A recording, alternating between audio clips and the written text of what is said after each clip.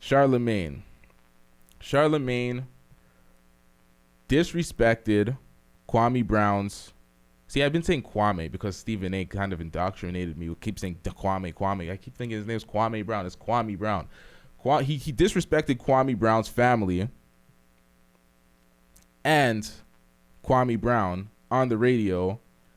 And then when Kwame Brown, responded back and kind of, because what he did was he divulged private information about Kwame Brown's family members that he didn't even know this information himself, because these were family members that was from his father's side, not out of his mother. So it's brothers that were like half brothers through the father, but not through the mother. So a lot of this information that he was talking about his brothers and shit, he didn't even know. And that's the problem. Okay, before I get into everything, as an entertainer, as a public figure, you understand that you're subjected to a certain amount of scrutiny, certain amount of media attention, people talking about you, publications writing stories about you. You understand that. The average fan's going to talk, people are going to talk shit about you on Twitter, all of that shit. It's going to happen as a public figure.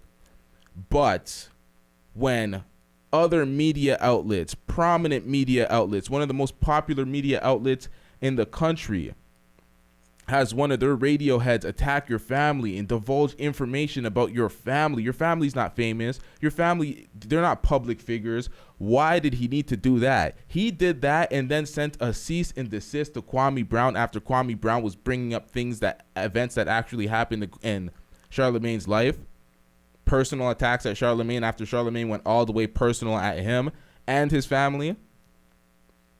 So you're going to send a cease and desist? What is the difference between Charlamagne doing this and Michael Rappaport doing what he did to Kevin Durant? Coming at Kevin Durant all crazy, talking shit to him in his comment section. Kevin Durant comes back at him with better bars, takes the W, and then this guy goes to the NBA, who doesn't go to the NBA. He exposes these personal messages back and forth. He exposes them to the public. Gets Kevin Durant fined. Possible sponsorship or deals lost because of this. Trying to assassinate his character, trying to be like, oh, he's a terrible person. Look at him. Look at what he's talking about me. Look at the way he's coming at my wife. In a private conversation after you threw stones first. You threw stones and hid your hands. The same. Charlamagne did exactly what is equivalent to what Michael Rappaport did. And as a Breakfast Club supporter, a Brilliant Idiots supporter, I've been watching Charlamagne for years. I've supported a lot of shit Charlamagne did. Looking at this, it was just mad disappointing that he did some bitch ass shit like that. There's no other way to say it. This was some bitch ass shit. This was some pussy shit. There's no other way to say this. That is some bitch ass shit. Some bitch ass nigga shit. It is what it is, man. It was some bitch ass nigga shit. It was a weak move. It was a weak move. Charlamagne needs to give himself Donkey of the Day.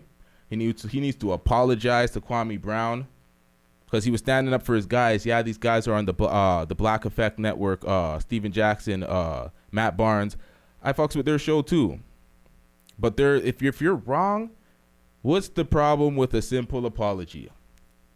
What is the problem with it? Is it because Kwame Brown came back at you and had the internet laughing for a week, and he was taking W's everywhere, that now it's an ego thing and it's a pride thing that you don't want to apologize for being wrong? Steven Jackson and Matt Barnes is their whole separate situation. I'm not even getting into that. The situation with Stephen A, I feel differently about, so I'm not even going to get into that. I'm not even going to get into that. But when it comes to Charlamagne, nah, nigga. You got to right your wrongs with that one. You have to understand that you're wrong. There's nothing wrong with addressing when you're wrong and, apologizing. It doesn't make you look weak or anything. You acknowledge that you're wrong. The thing is, when you're on the radio or you're on a podcast or any type of public speaking engagement, if you speak enough, you are going to put your foot in your mouth sometimes. You're going to say some stupid shit, and it is what it is. Wouldn't let that shit happen to me, though. You recognize that. You acknowledge it. I'm on my podcast a lot. I say a lot of stupid shit, and I leave it out there for the public to consume, and then they argue weekly. The funniest thing, I think, when people come and they comment and they argue opinions that I don't even stand by anymore because it's like weeks old content, but I leave it up there. You gotta kind of just add new material and right your wrongs when you do those ones.